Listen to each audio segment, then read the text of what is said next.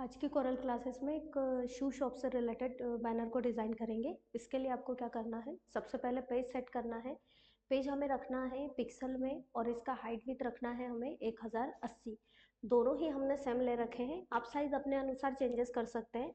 आप अभी अगर यहाँ पर देखेंगे तो हमारा जो पेज सेट है वो पिक्सल में है और हाइट विड्थ यहाँ पर हमने सेम ले रखी है 1080 और 1080। सामने जो पैम्पलेट आप यहाँ पर देख रहे हैं यही हमें यहाँ पर डिज़ाइन करना है। तो जैसा कि आप देख रहे हैं, इससे रिलेटेड बैनर बनाने के लिए हमें यहाँ पर इमेज की आवश्यकता रहेगी। तो इमेज इंटरनेट से सभी को हमें डाउनलोड करना आता ही है, तो वहाँ से हम इमेज को डाउनलोड कर लेंगे। फिलहाल मैंने यहाँ साइड में एक इमेज को यहाँ पर ले भी रखा है, तो आप भी जो है इंटरनेट से इमेज को डाउनलोड कर लें। और जैसा कि मैंने पिछली क्लासेस में बताया था, फोटोशॉप में जाकर के आप उस इमेज का बैकग्राउंड हटा सकते हैं। तो इस तरह का बैनर अगर हमें बनाना है तो कैसे बनाएंगे, सबसे पहले हमें यहाँ पर ये लेफ्ट में जो ये शेप दिया हुआ है इसे यहाँ पर ड्रॉ करना है। इसके लिए आपको टूल बॉक्स में जाना है और एक रेक्टेंगल पर क्लिक करना है और इस रेक्टेंगल को इस तरह की फॉर्म में आपको यहाँ पर क्रिएट करना है, ठीक है। और प्रॉपर्टी बार में जाकर इसको हमें कर देना है कन्वर्ट टू कर्व, या शॉर्टकट प्रेस कर सकते हैं कंट्रोल के साथ क्यू। तो इस पर आपको क्लिक करना है और शेप टूल पर आपको क्लिक करना है और इसका ये जो पॉइंट आ रहा है बॉटम वाला, इस पर डबल क्लिक करके इसको डिलीट कर देना। इसके बाद ये जो पॉइंट, ये लाइनिंग आ रही है जिस पॉइंट को हमने डिलीट किया, उसके बाद ये ट्रायंगल में कन्वर्ट होगा।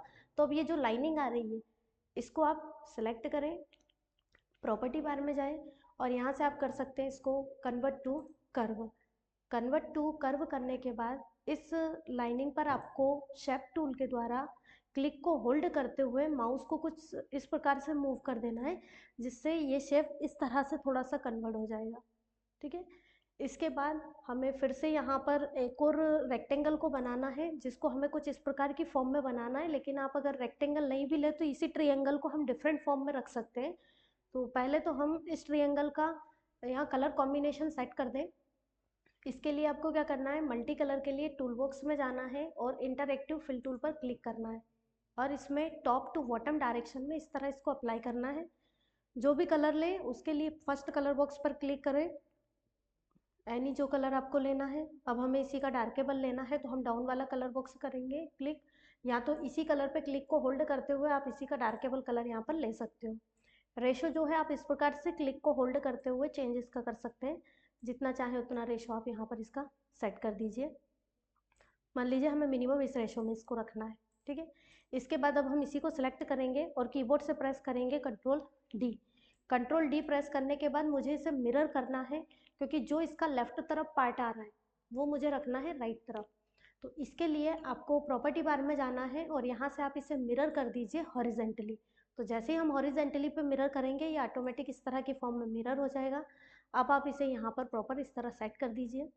अब आप देख रहे हैं कि यहाँ हमें कितना इसको इस तरह से लेना है, तो उतना एरिया आप इसका यहाँ पर बढ़ा दीजिए।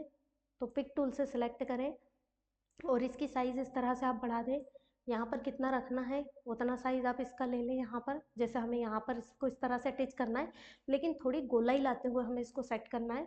तो इसके लिए फिर से आप शेप टूल पर क्लिक करें, इस पॉइंट पर क्लिक करें और इसको कुछ इस प्रकार से यहाँ फैला दीजिए, इस तरह उठाते हुए। यहाँ पर भी हम जो है हल्का सा गोलाई लाने की इसमें कोशिश करेंगे और इसको इस तरह की कुछ फॉर्म में हम यहाँ पर बनाएंगे। इसको आप हल्का सा ऐसे टॉप तरफ अप्लाई कर दें और यहाँ से भी क्लिक को होल्ड करते हुए इस तरह की गोलाई थोड़ी सी हम यहाँ पर सेट करेंगे। तो ये इस फॉर्म में हमारा जो है ऑब्जेक्ट यहाँ बन करके आ जाएगा। इसके बाद हमें इसको सेलेक्ट करना है और इसका हम कलर कर देंगे यहाँ से वाइट कलर, और आपको आउटलाइन में जाकर इसके आउटलाइन को करना है नो आउटलाइन। इसके बाद आप इसी को कंट्रोल डी कर दें, या पहले हम कंट्रोल जेड कर देते हैं। एक बार पहले हम इसका कंट्रोल डी कर लें, क्योंकि हमें यही ऑब्जेक्ट दोबारा से चाहिए। तो हमने कंट्रोल डी किया, फिर फर्स्ट ऑब्जेक्ट को सेलेक्ट किया, इसका वाइट कलर कर दिया, आउटलाइन में जाकर के इसको कर दिया नो आउटलाइन। कंट्रोल जेड इसलिए किया, नहीं तो ये दोबारा से हमें क्या करना पड़ता, कलर बनाना पड़ता, इसलिए मैंने इसको कंट्रोल जेड करके इसका डुप्लीकेट पहले बना लिया कंट्रोल डी से। उसके बाद मैंने यहाँ पर इस ऑब्जेक्ट का वाइट कलर सेट कर दिया है और अब इस ऑब्जेक्ट को हम यहाँ प्रॉपर तरीके से इस प्रकार सेट कर देंगे। डायरेक्शन कितना शो करना है ये हम अपने आधार पर सेट कर सकते हैं।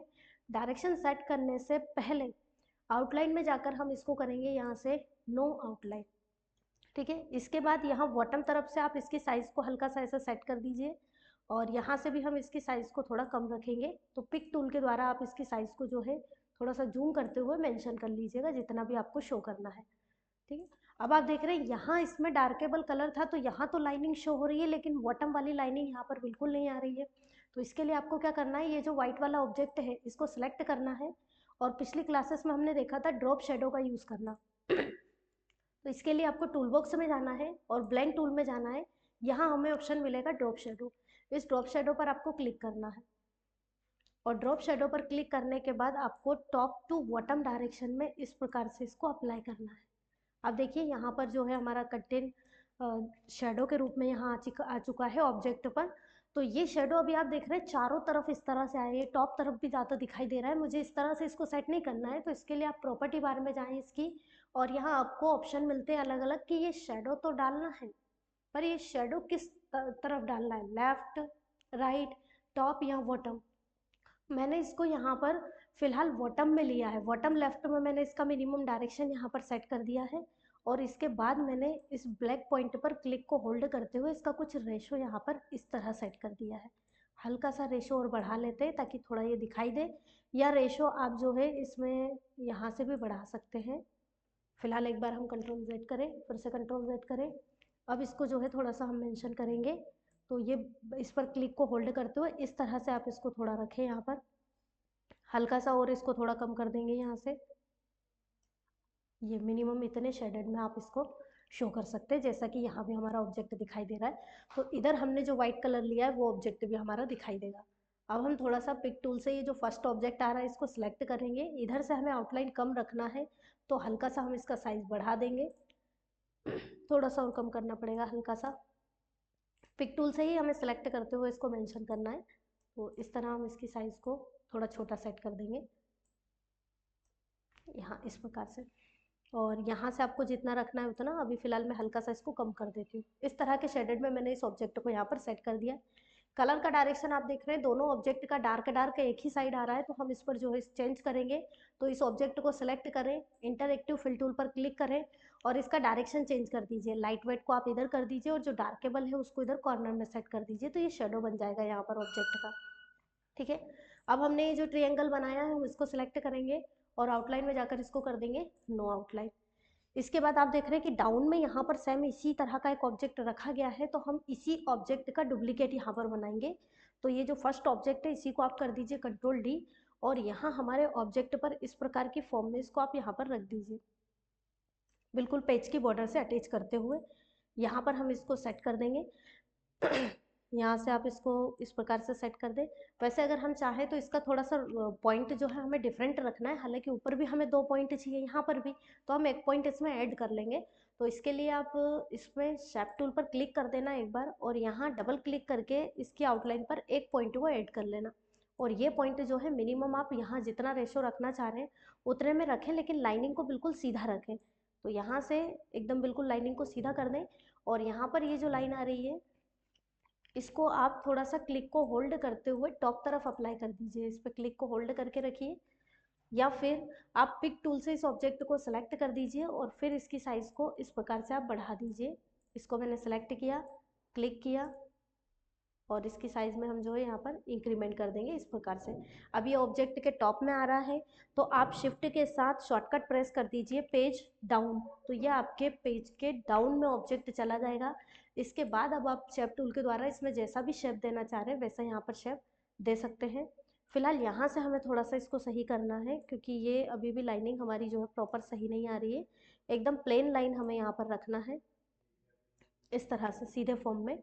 और यहाँ पर ये जो थोड़ा ज़्यादा गोलाई आ रहा है इसको कम करना है, तो इसकी गोलाई को थोड़ा कम करने के लिए आप इसके पॉइंट पे क्लिक करना और शेप टूल के द्वारा इसको इस तरह की फॉर्म में आप जो है उठा सकते हैं यहाँ पर।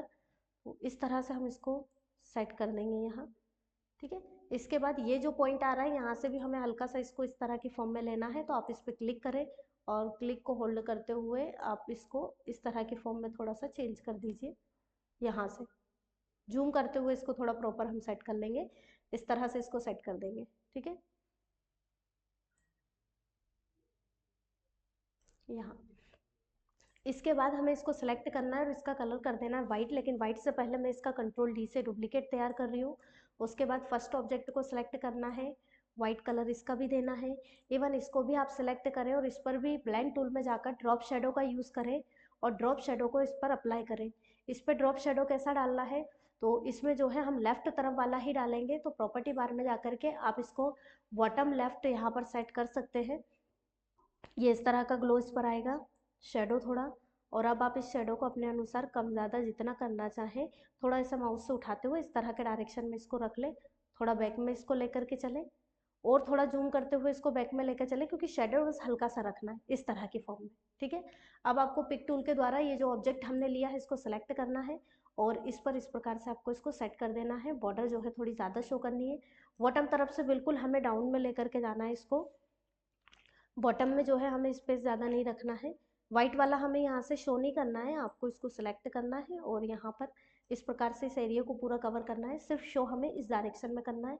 इधर से अगर हमारा ऑब्जेक्ट ज़्यादा आ रहा है तो आप क्लिक को होल्ड करते हुए इसकी साइज़ बिल्कुल इस तरह से कम कर दीजिए। तो ये हमारा ऑब्जेक्ट इस तरह की फॉर्म में यहाँ पर बन करके तैयार हो जाएगा।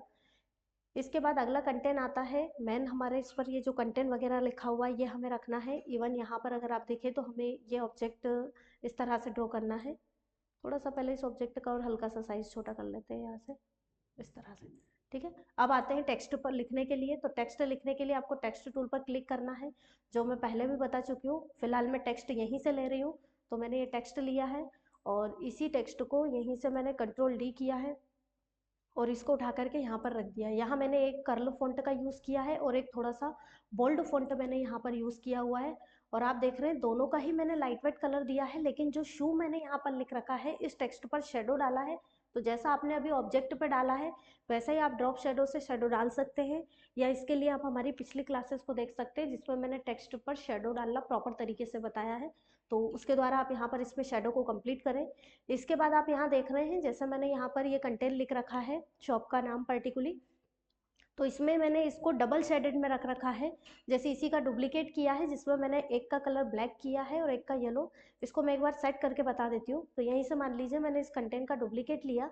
मैंने इसके लिए क्या किया है, ये जो कंटेंट रखा हुआ है इसका एक बार फिर मैं कंट्रोल डी कर रही हूँ। एक ऑब्जेक्ट मैंने लिया है, इसका मैंने कर दिया है ब्लैक कलर, एक का मैंने लाइट वेट येलो कलर लेते हुए इसको इस प्रकार से ऑब्जेक्ट पर अप्लाई कर दिया है, जिससे ये थोड़ा सा उभरे हुए फॉर्म में आ रहा है। और जो ये फुटवेयर मैंने लिख रखा है ये मैंने एक एक लेटर लिख रखा है, बाकी का डाउन इस तरह के पिरामिड में मैंने सेट किया है। तो टेक्स्ट को सेट करना मैं पिछली क्लासेस में बता चुकी हूँ, इस तरह से आपको इसको रखना है। इसके बाद अब हम यहीं से इसको ले लेते हैं। तो मैंने बाहर से क्लिक दबाते हुए इसको सेलेक्ट किया और यहीं से मैंने इस ऑब्जेक्ट का कंट्रोल डी कर लेते हैं हम इसका, और कंट्रोल डी करते हुए मैंने इसको उठा करके यहाँ इस प्रकार की फॉर्म में यहाँ पर तैयार कर दिया है। कुछ इस तरह से हम इसको रख देंगे, है ना। साइज़ वगैरह आप अपने अनुसार जो है कम या ज़्यादा जितना रखना चाहें उतना ले सकते हैं। तो बाहर से क्लिक दबाते हुए आप साइज़ वगैरह भी इसकी मेंशन कर सकते हैं। तो जितनी रखनी है उतनी हमने सेट की और इसको यहाँ रख दिया है, ठीक है।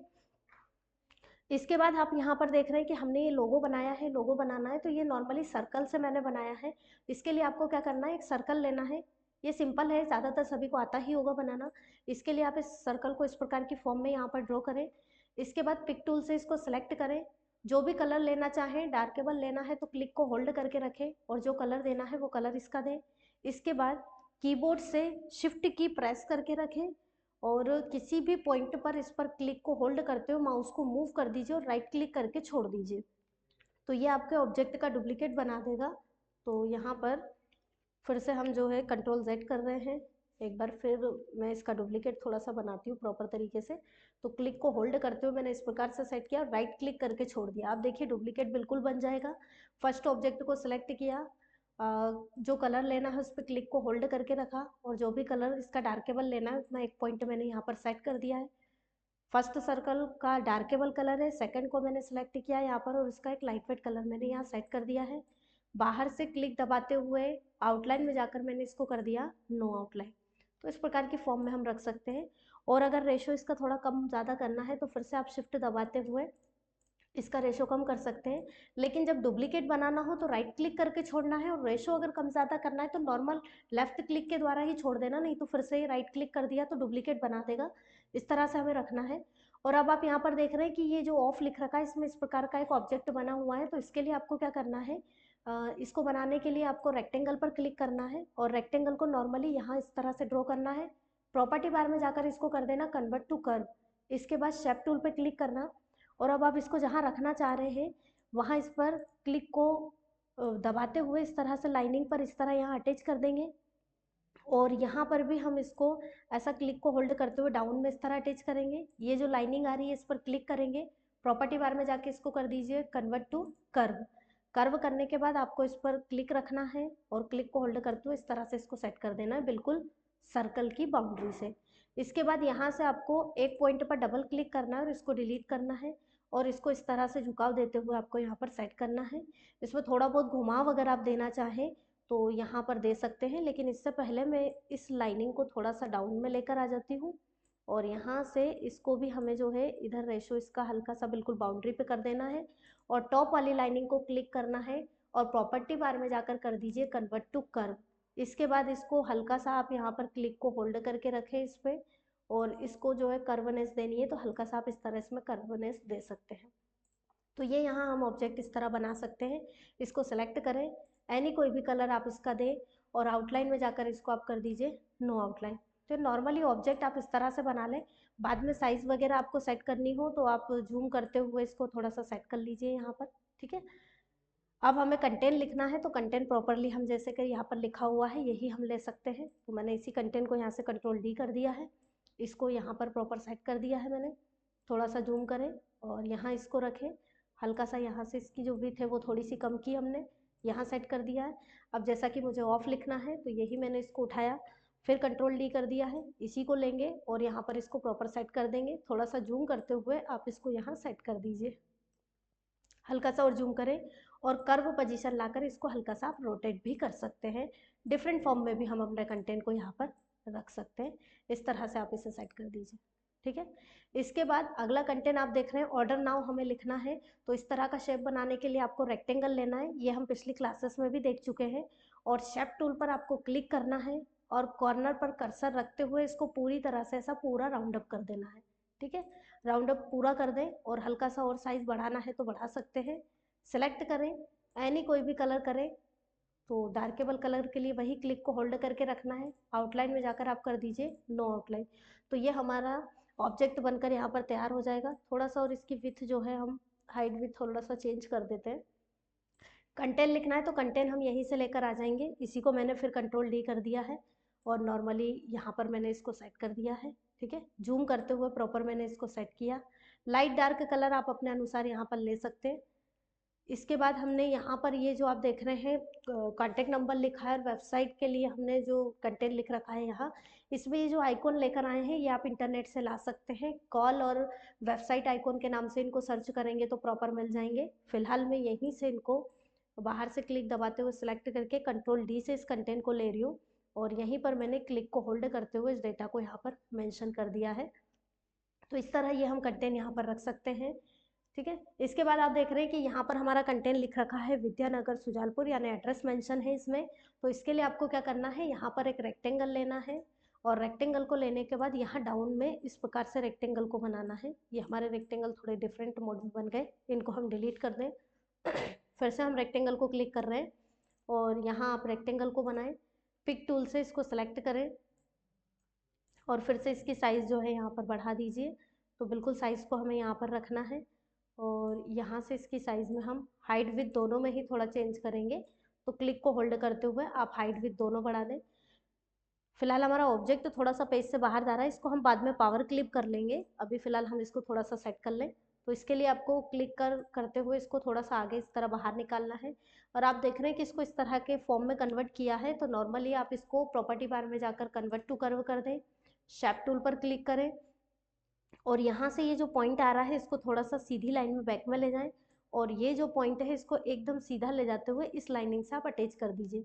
अब ये जो लाइनिंग आ रही है इस पर आप क्लिक करें, प्रॉपर्टी बार में जाके कन्वर्ट टू कर्व कर दें और इसको प्रॉपर जो है यहाँ पर लाकर आप मिला दीजिए इस पर क्लिक करते हुए।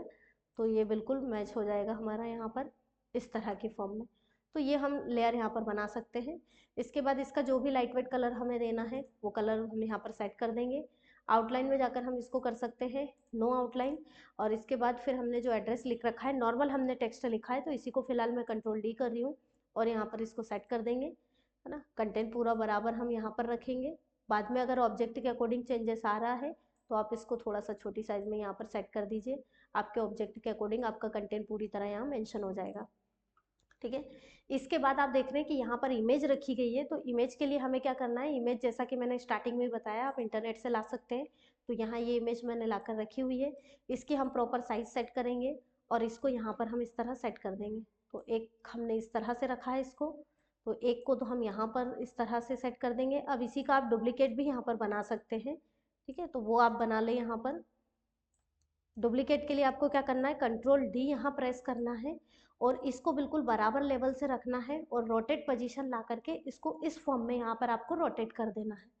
एक को आपको नॉर्मल रखना है, इसको हमें बैक में रखना है, तो आप शिफ्ट के साथ पेज डाउन कर सकते हैं, लेकिन पेज डाउन में ये ऑब्जेक्ट के बैक में चला जाएगा।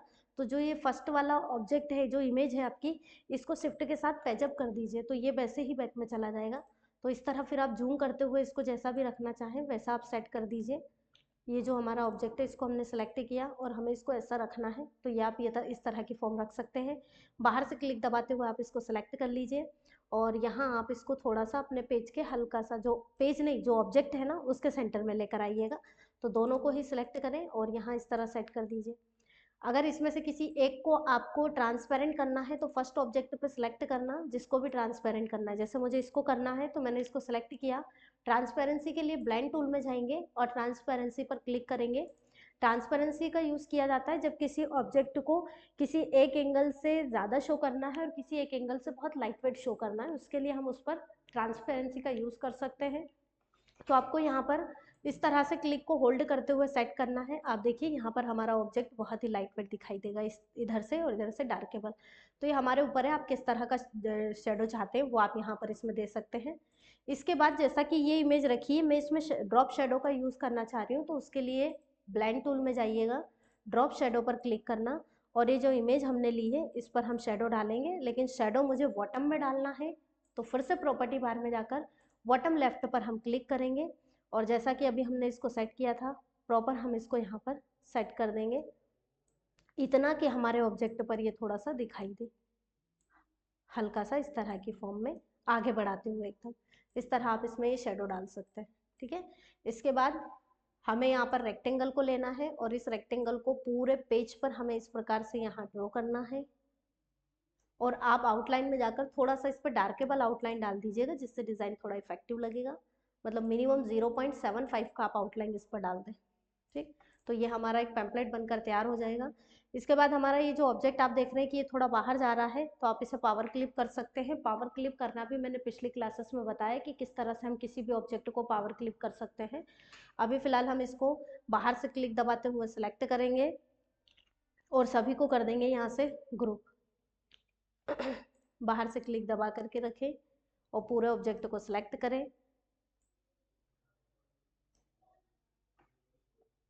मेरा माउस जो है प्रॉपर वर्क नहीं कर रहा है, माउस चेंज नहीं किया है आज हमने, तो इसलिए थोड़ा परेशानी आ रही है।